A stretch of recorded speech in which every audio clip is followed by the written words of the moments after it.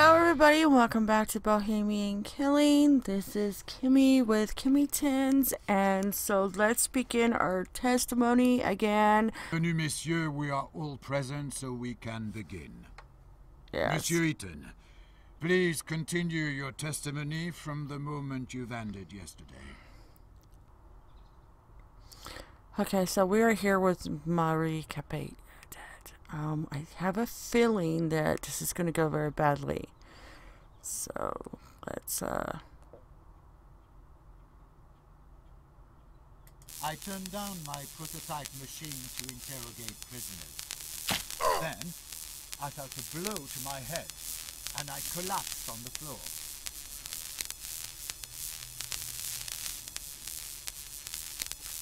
I woke up some time later. My head ached, and I was all covered in blood. Marie Capet was nowhere to be found. okay, so I have a feeling. I saw a metal rod on the ground. There was blood on it. My blood.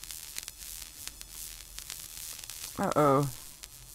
I saw that the safe was open, and Capet had stolen the designs of my most important invention. Why do you think Madame Capet did it? I don't know, Monsieur le Président, but I was going to find out. Uh-oh. I saw a metal rod on the ground. There was blood on it. My blood. Yes.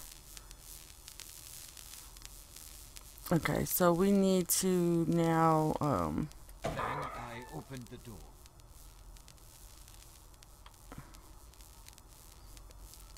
alright. So we need to find out.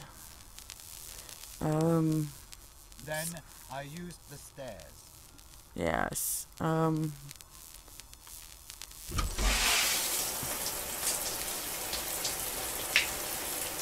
took a bath, washing away any traces of blood.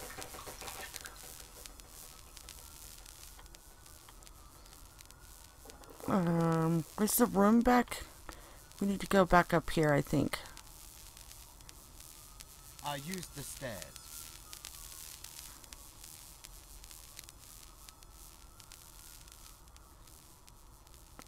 Okay, so we had blood. Whoops. Oh, okay. Let's go in here and let's put new clothes I on. changed into some clean clothes. Alright.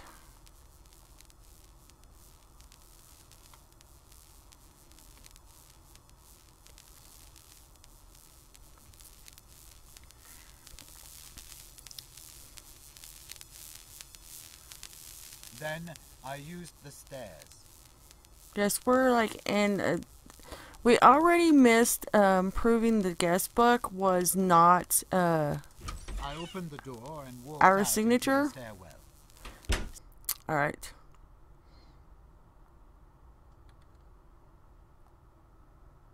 Then I opened the door.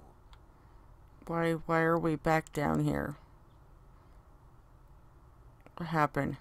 Then I used the stairs.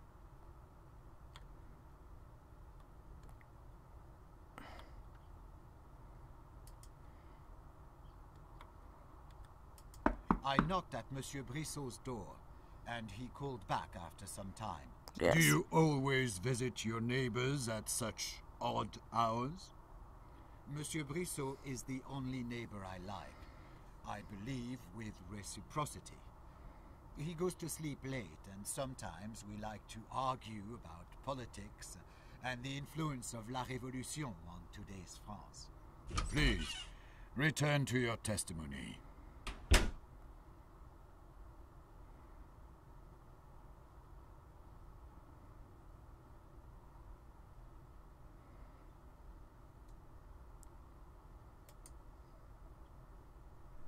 Okay, so we're here. This is where she lives. I opened the door to the living room of Monsieur Brissot. We want to talk to him about her. I started asking Monsieur Brissot about the breaking into my apartment and about the thief, whether he knew who she was or whether he had heard something suspicious. He said that he knew nothing, but realized from the description of the woman that it could be his new maid who had left his apartment some time ago. It was likely that it was the same person, so he let me into her room, thinking that maybe I would find some sort of clue explaining her outrageous behavior. Okay.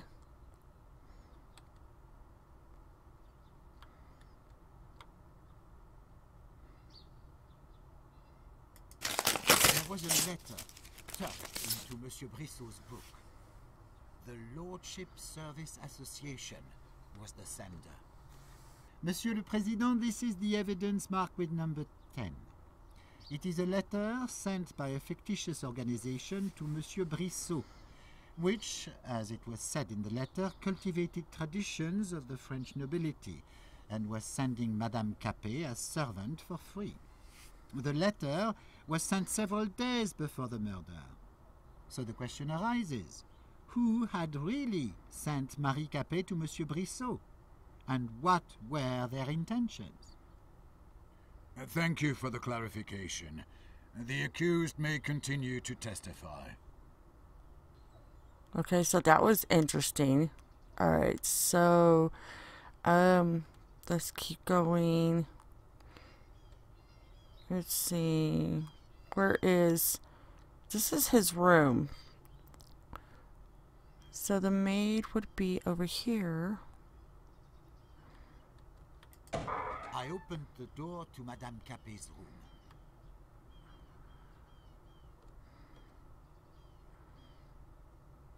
There were clippings about me, hanging on the wall.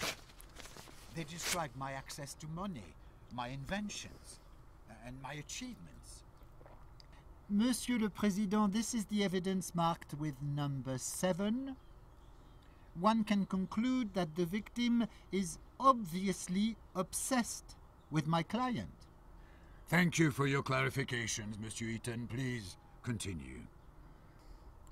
All right.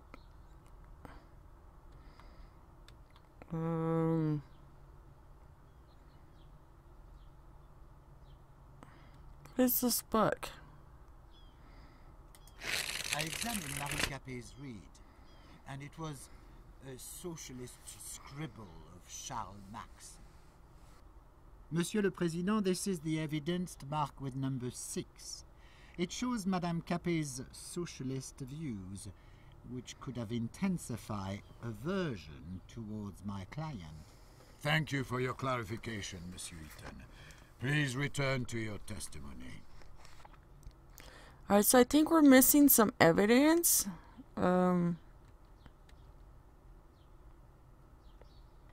I opened the cabinet in the bedside table. Can we get down? I found a letter in her bedside table addressed to Marie Capet. Someone had ordered her to obtain secret designs of my new invention. Her employer knew about the secret passage in my apartment, and he knew the combination of the safe. She was supposed to act on the day of the Prométhée Première funded by us, and which I attended. After gaining the designs, Madame Capet was supposed to meet her employer in the apartment on the top floor of the Caucasus Hotel. The letter was not signed. Monsieur le Président, this is the evidence marked with number 8. It clearly indicates the intention of committing the crime by the victim, which, according to my client's testimony, Madame Capet committed on the day of her death. Not only did she break into the apartment of my client, deprived him of his extremely important documents, but also she was acting with the intention to kill him by hitting him on the head with a heavy object, which resulted in loss of consciousness and brain damage. Then she fled the scene without calling for medical help or making sure that my client, was alive. So your client had sufficient motive to commit that murder. Gentlemen, please calm down. The evaluation of the evidence is in the hands of the court. Monsieur le Président, I have to stress out that, according to the disclosed facts, it can be concluded that the suitcase with the money found by my client in the hotel room was to provide remuneration for the theft commissioned to Marie Capet in the said letter. The money was marked and constitutes the evidence number 9. Monsieur Eaton, please continue. Huh, okay, so we got that. Okay, so let's go ahead and go. I opened the door to Madame Capet's room.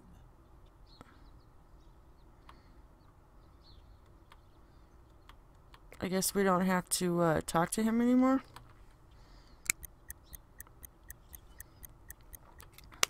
Alright. So we're gonna go ahead, I guess, and leave. I opened the door to the living room.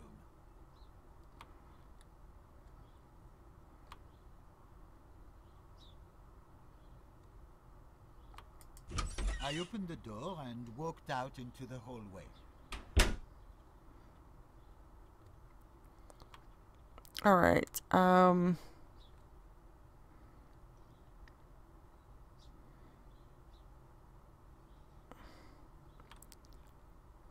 on, walk up this. Why are you not walking up the stairs? What's wrong? Okay, so Then I used the stairs. let's go back in here. I opened the door and entered my apartment. I watched the frames hanging on the wall. I loved their simplicity. It enhanced my creativity. I opened the elevator grate. Now it would make sense to go down to the basement, I guess. Later, I went down to the basement using my freight elevator. Elevator grate. Later, I checked the condition of the boxes that contain some parts of my inventions. They are delivered by cable car from Le Feu, and then unloaded at the warehouse. Would make sense to check those out, don't you think, after he just had his blueprints taken? Maybe, maybe not. Then I opened the grate of my private elevator.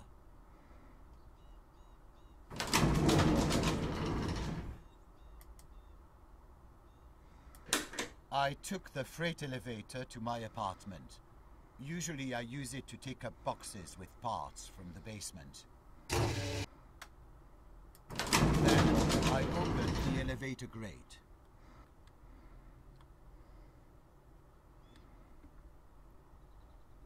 I'm not really too sure what else to do here. Then I used the stairs.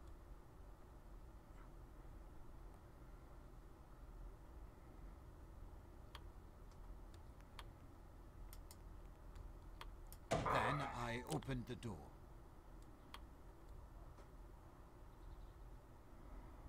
Okay, so we already have this is already open.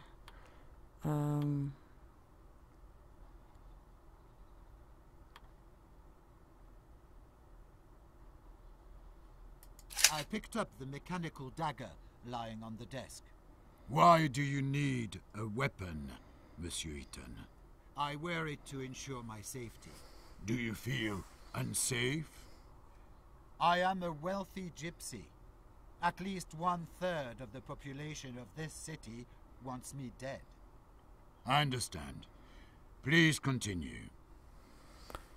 I don't think we should have picked up the dagger. I read for a while about the history of torture. Are you interested in this subject? It is not about hurting someone, but to use pain as one of the methods to convince someone to testify. Do you think it is acceptable to inflict pain during the interrogation? In extreme cases, yes. But my device is not inflicting it. And the prosecutor naming my device the torture machine only shows his deep ignorance on that subject. Order, please. And I admonish the accused to make no offense to any of the participants of this trial. Please, return to your testimony. Whoops. Okay, so that went badly. Alright, let's go. Let's go ahead and go downstairs. I used the stairs. I think we might play this over because we've missed a lot of evidence.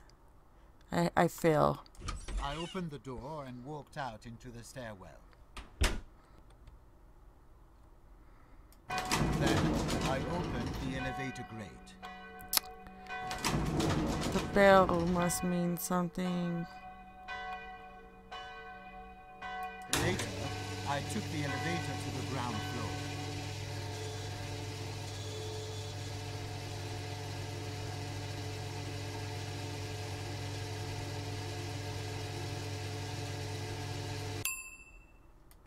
Then I opened the elevator grate.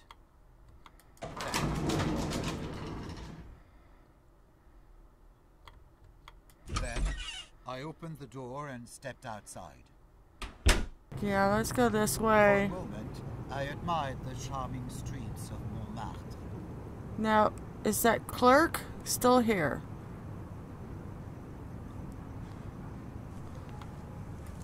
I opened the door and walked into the Caucasus Hotel. Uh-oh.